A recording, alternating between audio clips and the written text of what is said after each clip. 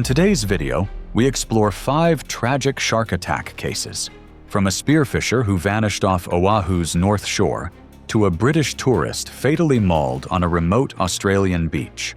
But first, we begin in Florida, where a little girl mistakes a shark for a dolphin and faces a horrific attack. It was August 4th, 2017.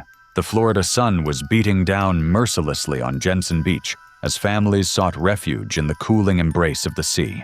The beach stretched endlessly in both directions, dotted with colorful umbrellas and the laughter of children building sandcastles. For the Ruiz family, this was meant to be a celebration, their first beach vacation since Emily's father had returned from his military deployment overseas. 9-year-old Emily Ruiz stood at the water's edge. The shy girl from Orlando had always been fascinated by marine life, spending countless hours sketching dolphins and whales in her worn sketchbook. Her parents mentioned that she was extremely happy that day, finally experiencing the ocean she had only seen in pictures and documentaries. The Ruiz family had chosen a quieter section of Jensen Beach, away from the crowded main area with its vigilant lifeguards and safety equipment.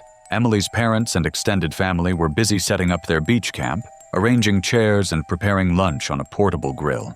The adults were distracted by conversation and the logistics of managing a large family gathering, their attention divided between unpacking coolers and applying sunscreen to squirming children. Emily's 15-year-old cousin, Maria, had been tasked with watching the younger children near the water. As the tide receded, it revealed a shallow sandbar extending about 50 feet from shore, a perfect playground for the kids to splash and explore. Emily waded out confidently in her bright pink swimsuit. Around noon, as the sun reached its peak intensity, Emily spotted something that seemingly excited her. A dark triangular fin cut through the water, moving parallel to the shore in the deeper channel beyond the sandbar. Emily pointed toward the approaching fin, calling out to her cousin, thinking it was a dolphin she had spotted. Maria seemed uncertain about what she was seeing, but not wanting to dampen Emily's enthusiasm. The fin disappeared beneath the surface, then reappeared closer to shore. Emily began wading deeper, her small legs carrying her toward what she believed was a friendly dolphin. The water rose from her ankles to her knees, then to her waist, as she moved beyond the safety of the sandbar. Her cousin called after her with growing concern, but Emily was transfixed by the possibility of encountering the marine animal she had dreamed about. A lifeguard stationed at the main beach area, nearly a quarter-mile south, noticed the distinctive fin pattern through his binoculars and immediately recognized that it was a black-tip shark. He blew his whistle frantically and began running north along the beach, but the distance was too great, and the warning came too late. Blacktip sharks are among the most common species found along Florida's coast, growing up to 8 feet in length and weighing over 200 pounds. These powerful hunters are equipped with razor-sharp teeth designed to slice through flesh and bone with surgical precision. Their streamlined bodies can propel them through water at speeds exceeding 25 miles per hour, making them formidable ambush predators. Most dangerously, blacktips are known for their aggressive feeding behavior in shallow water, often mistaking splashing humans for their preferred prey of small fish and rays. The blacktip shark struck from below, its powerful jaws clamping down on Emily's upper thigh with devastating force. The impact drove her underwater momentarily, the clear water around her instantly turning red as the shark's serrated teeth tore through muscle and bone. Emily resurfaced screaming, her small body thrashing in panic and pain as the shark maintained its grip. Then the predator shook its head violently, a behavior designed to tear chunks of flesh from larger prey. Maria's screams pierced the air as she witnessed the horrific scene unfolding just yards away. Several beachgoers who had been enjoying the afternoon sun immediately recognized the emergency and rushed into the water, while some dialed 911. Their splashing and shouting managed to confuse the shark momentarily, causing it to release its initial grip. But as Emily struggled toward shore, weakened by blood loss and shock, the blacktip struck again. This time its jaws found her lower abdomen, inflicting deadly wounds. An off-duty emergency medical technician who had been relaxing with his family immediately took charge of the rescue effort. He and several other adults managed to pull Emily from the water and onto the beach. where he attempted to control the massive bleeding using beach towels and his emergency training. Emily's small body had already begun showing signs of severe shock, her skin pale and clammy, her breathing rapid and shallow. The paramedic crew arrived within 8 minutes of the emergency call, but despite their advanced life support efforts during transport to the hospital, Emily's injuries were too severe. The combination of massive blood loss, tissue damage, and traumatic shock had overwhelmed her small body's ability to survive. Emily Ruiz was pronounced dead shortly after arrival at the hospital, becoming another tragic statistic in the ongoing conflict between humans and the ocean's apex predators. The aftermath brought renewed warnings about blacktip shark activity along Jensen Beach, with Martin County Ocean Rescue posting temporary advisory signs and increasing patrols over the following weekend. However, no official beach closure was implemented, and the area remained open to swimmers. Emily's funeral was held privately in Orlando 5 days later, attended only by close relatives at a small church service. The family declined interviews, and local authorities respected their wishes by withholding specific details from press releases. And a year after this child mistook curiosity for safety in Florida's shallows, another calm morning unfolded off Oahu's north shore, where a seasoned diver met a brutal end in open water at the jaws of a 14-foot tiger shark. It was October 16, 2016, and the waters off Oahu's north shore appeared deceptively calm. By sunrise, the wind was still, visibility stretched beyond 50 feet, and there had been no shark sightings in weeks. For 3 local divers preparing for their morning hunt, danger seemed impossibly distant. Nathan Kipa, a 26-year-old ventilation technician from Honolulu, was known for his meticulous nature both on land and in the water. He had discovered spearfishing in his teens, initially for sustenance, later for the discipline it demanded. His dive gear was always immaculate, float line perfectly coiled, spear gun maintained to perfection. Friends relied on Nathan's cautious nature, often looking to him when conditions became questionable. He rarely ventured beyond familiar reef edges, and on this particular stretch of coastline, he had logged dozens of successful dives without incident. Nathan had requested this Sunday off weeks in advance. The weather forecast promised ideal conditions, and he had committed to bringing fresh fish to his uncle's family gathering. 2 close friends, both experienced divers, accompanied him that morning. They planned to work in pairs, but understood that separation was inevitable once fish began moving through the reef. Their objective was straightforward: fill the cooler with catch and return to shore by noon. The reef at Ke Iki Point extends narrow and drops off precipitously. Beyond 165 feet, sandy slopes descend into deeper channels bordered by coral formations. That morning, crystal clear water revealed goatfish and wrasse threading through the reef structure, drawing confident divers toward deeper hunting grounds. Approximately 1 hour into their dive, Nathan signaled his intention to track a snapper moving downslope. His diving partner acknowledged with a thumbs up before surfacing to reposition. The third diver in the group, Kaleo, remained closer to the reef ledge and kept occasional visual contact with Nathan as he descended. He later recalled seeing Nathan pause mid-column, then begin his controlled descent, his body calm and balanced just beneath the surface. What Nathan likely didn't fully comprehend was the nature of the apex predator that ruled these waters. Tiger sharks patrol Hawaiian reefs with deadly efficiency, adults reaching 10 to 14 feet in length and weighing up to 1,400 pounds. Their bite force exceeds 1,000 pounds per square inch, capable of severing limbs in a single strike. Most critically, they are drawn to areas of fish activity, particularly where blood or erratic movements might indicate wounded prey. Warnings had been posted 2 weeks earlier near Waimea Bay regarding aggressive sharks approaching divers carrying fish, but those signs had been removed after no follow-up sightings. Nathan and his companions, though experienced, had completed several calm dives in recent weeks and assumed the risk had passed. At 8:24 a.m., Kaleo spotted Nathan surfacing.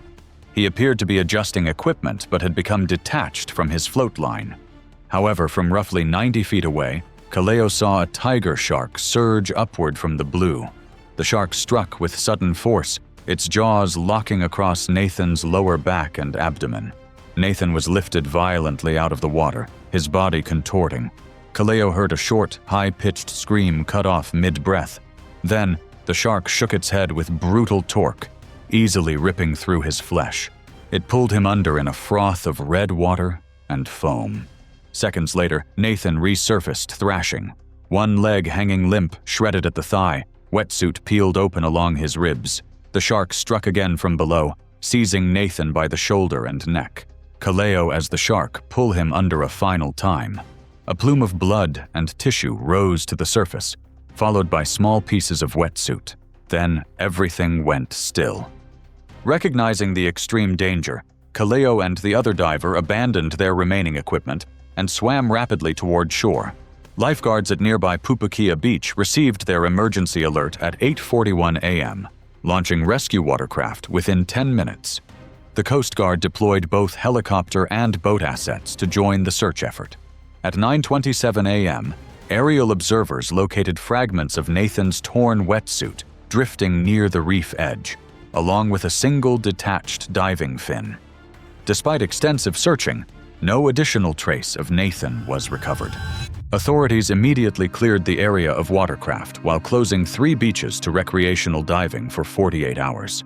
New shark warning signs appeared across the coastline, citing an aggressive tiger shark encounter. Local news stations covered Nathan's death briefly, emphasizing the statistical rarity of such incidents. 2 days later, friends gathered for a quiet shoreline vigil near the equipment recovery site. Nathan's parents, both retired educators from Hilo, declined all interview requests. His uncle later confirmed that Nathan's employer, a small refrigeration company, covered memorial expenses and provided grief counseling for affected co-workers. Nathan vanished beneath the cobalt waters of Oahu, while thousands of miles away on a remote Australian shore, a lone tourist stepped into the surf and was obliterated by something far larger than he ever saw coming. It was December 9, 2013, and the sand at Almonte Beach stretched windswept and pristine beneath the rising southern sun. No lifeguards patrolled these waters, and no cell towers provided signal. Here, Peter Allen stood alone on the sand, preparing to enter unfamiliar surf. Peter, a 39-year-old high school history teacher from Leeds, had used his long service leave to explore Australia's southern coast by bus and rental van, tracing the shoreline from Victoria to South Australia. A self-taught nature photographer, he regularly shared wildlife images on a modest online forum and never traveled without his second-hand Nikon DSLR and GoPro camera. After 23 days in the country, camping in national parks and documenting native birds and marsupials, he had been recording voice memos for his students back home. His final audio note, saved the previous evening, mentioned one last beach hike before heading north. That morning, Peter arrived at Coffin Bay National Park and parked near a barely marked trail leading to Almonte Beach. Standard signage listed typical regulations: no fires, pack out trash, dangerous surf, but made no specific mention of sharks. He walked several hundred yards along the high tide line before stopping where dunes curved inland. No other vehicles occupied the car park. With temperatures pushing 90 degrees Fahrenheit and several hours of hiking behind him, Peter sought relief from the heat. He left his backpack beneath a tree, stripped down to his boxers, and entered the surf with the GoPro secured to his wrist. However, Peter couldn't have known that he was entering one of the world's most active great white shark habitats. Great whites can exceed 20 feet in length and weigh over 4,400 pounds. They possess a bite force exceeding 4,000 psi, strong enough to bite through fiberglass hulls.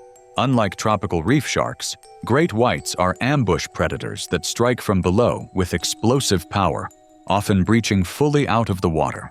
Though most attacks on humans are exploratory, they often prove fatal due to catastrophic trauma and blood loss.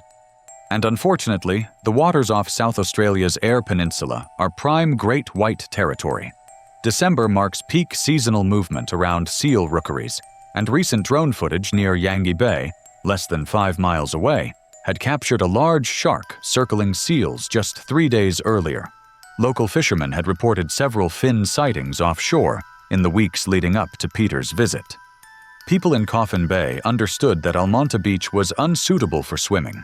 Wildlife officers had issued internal shark risk advisories to state agencies, but no formal beach closures were in place. The park's signage hadn't been updated in over a year, and the visitor center was closed that day due to staffing shortages. Peter would have had no reason to know the water was unsafe. At 10:42 a.m., German tourists Birgit and Lucas Hoffman were walking along the shoreline when they heard shouting. Scanning the beach, they spotted a lone man waist-deep in the surf, appearing to struggle with something in the water. He turned to wade back, but before he could take a full step, the water around him exploded. They saw it clearly. A massive shark lunged upward from the trough behind the man, striking from below with its jaws clamped across his upper legs and pelvis. Peter was hoisted almost fully out of the water. A ragged scream cut the air as the shark thrashed violently, shaking him side to side. Lucas said he saw flesh rip away from Peter's left thigh in sheets. Peter's arms beat the surface as he tried to pull away, but the shark released him only to surge again. It clamped down across his back and chest and dragged him beneath the waves in a curtain of red. Birgit later described seeing his legs kicking once, bare feet thrashing above the foam, before the water swallowed him whole. The sea frothed red. Nothing else surfaced. Only a wide slick of blood and shredded clothing remained in the shallows. The Hoffmans ran back through the dunes to reach their vehicle. They drove east until they found a signal and contacted emergency services. Park rangers arrived 30 minutes later, and the beach had returned to deceptive stillness. They found a torn backpack and pieces of nylon strapping from a camera mount washed up near the high tide line. The water offered no trace of the victim. Helicopter surveillance flights were launched that afternoon, but failed to spot any sharks or human remains. Though uncommon, full body loss can occur when a shark makes multiple strikes or pulls the victim into deeper water. Offshore drum lines were deployed by South Australia's Primary Industries Department, but no animals were caught. They identified Peter through his belongings, and the Australian consular officers notified his family in Leeds 2 days later. His high school held a quiet memorial service, with students lighting candles in the school auditorium. In response to the incident, South Australia's Department for Environment, Water and Natural Resources issued a temporary closure of Almonte Beach and installed new multilingual shark risk signage at all major park entrances. Yet even as Peter's story served as a grim reminder of the ocean's hidden dangers, thousands of miles away in South Africa's False Bay, a man would soon discover that even the most experienced watermen are never truly safe. It was May 21, 2015, and the early morning waters of False Bay stretched mirror-still beneath a pale sky. The air was just beginning to warm as sunrise broke over the Cape Peninsula. From shore, the sea appeared deceptively peaceful.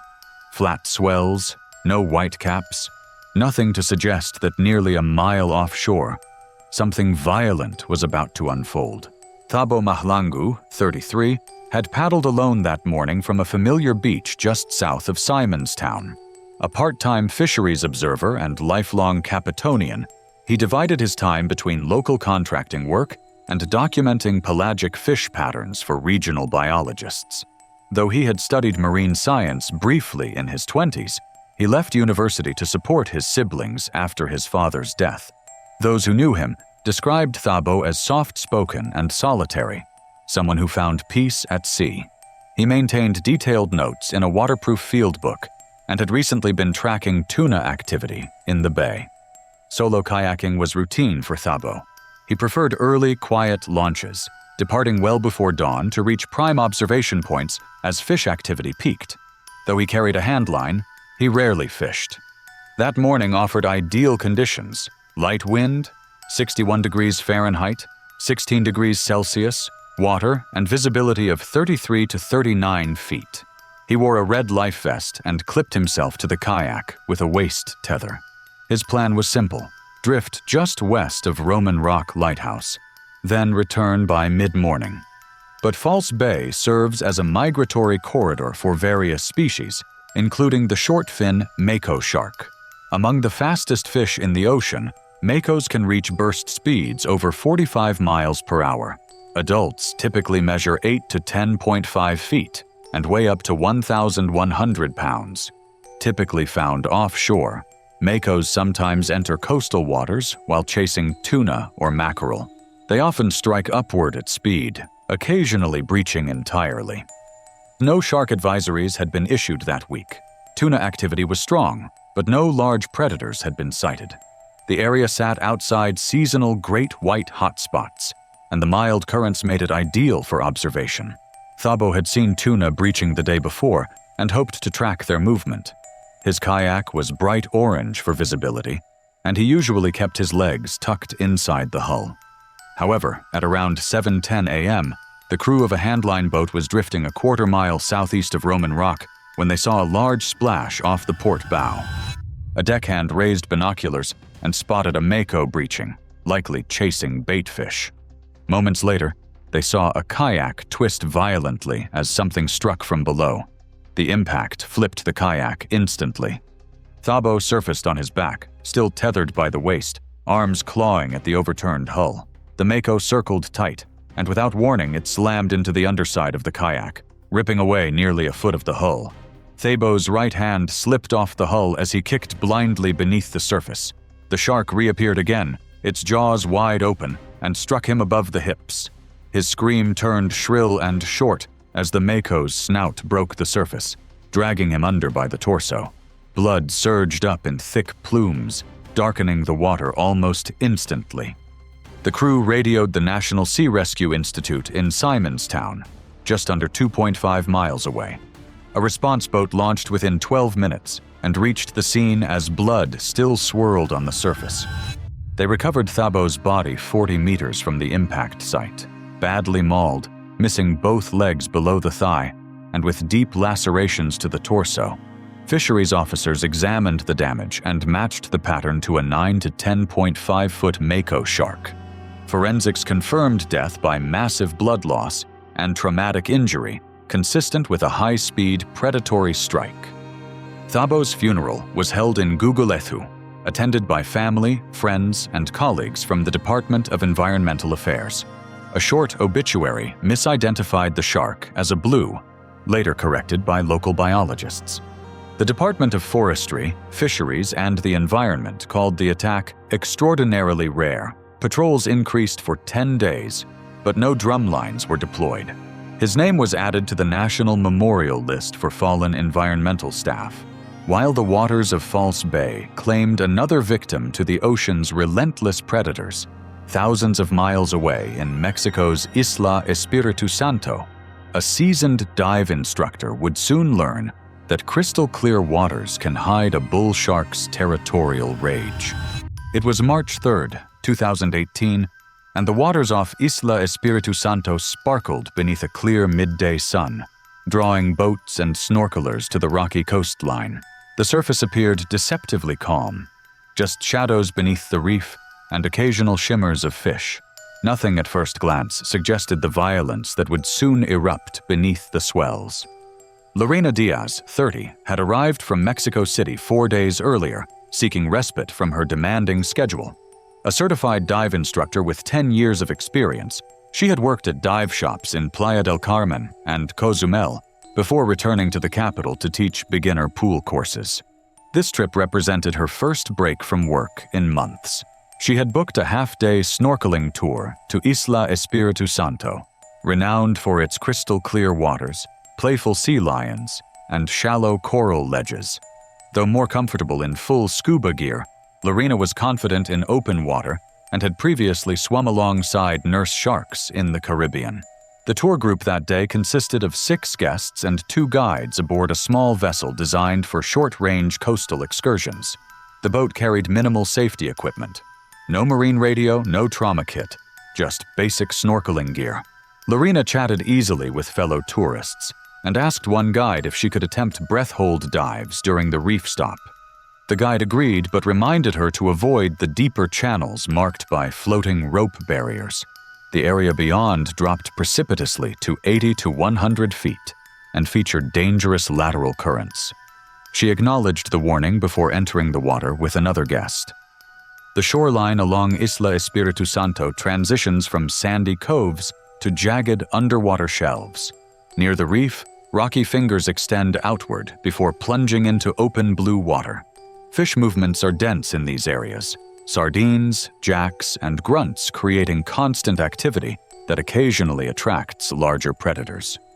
The group initially remained within the rope boundary, photographing reef fish and observing marine life.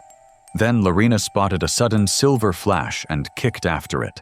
A small school of green jacks had darted just beyond the safety barrier.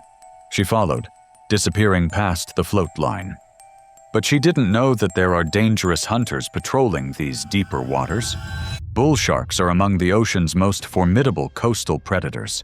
These stocky, powerful sharks often exceed 8 feet in length and can weigh over 660 pounds.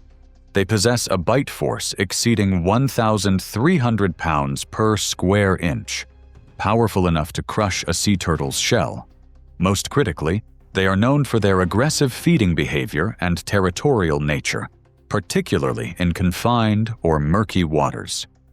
One of the guides positioned on the boat observed Lorena surface near the rope barrier, approximately 65 feet beyond the safety zone, before she suddenly jerked upright in the water. Her arms flailed frantically as she began screaming, loud and desperate, clutching her right leg.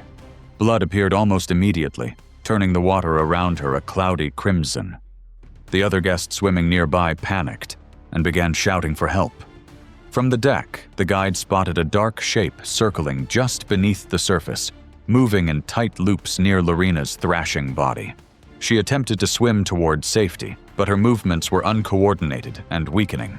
The other tourist, now close enough to reach her, grabbed Lorena's arm and pulled her toward the boat while kicking frantically. The shark made no second attack, but its dorsal fin surfaced briefly before vanishing into deeper water. The guides hauled both swimmers aboard by their arms. Lorena had suffered catastrophic injuries to her right calf. The bite had torn away most of the lower muscle tissue and ruptured a major blood vessel. The wound was devastating, with arterial blood soaking through towels wrapped hastily around her leg. She drifted in and out of consciousness, growing pale and shivering from shock and blood loss.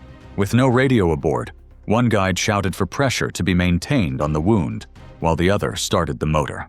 The boat reached the shore 20 minutes later, but by the time they reached the hospital, Lorena was unresponsive. Paramedics pronounced her dead on arrival, citing massive blood loss as the primary cause.